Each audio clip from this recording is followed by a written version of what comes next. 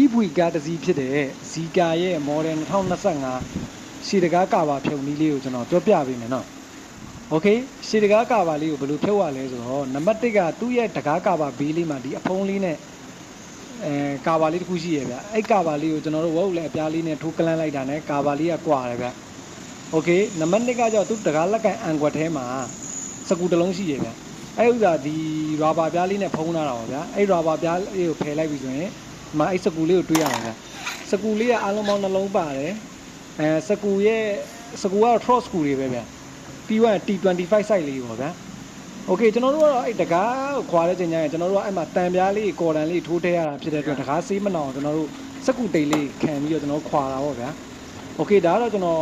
ခွာပြနေတာပေါ့ဗျာ။ကလစ်လေးတော့ကျွန်တော်ဖြုတ်ပြီးသွားရင်ဗျာကျွန်တော်ဒီတိုင်းလေးပဲပြန်ခွာပြရပါတော့။ Okay ပြီးရင်သူ့ socket လေးဖြုတ်မယ်ဖြုတ်ပြီးသွားပြီဆိုရင်တကားခွာယူခြင်းအောင်မြင်စွာနဲ့ပြီးဆုံးသွားပါပြီ။တခြားကားအတွင်း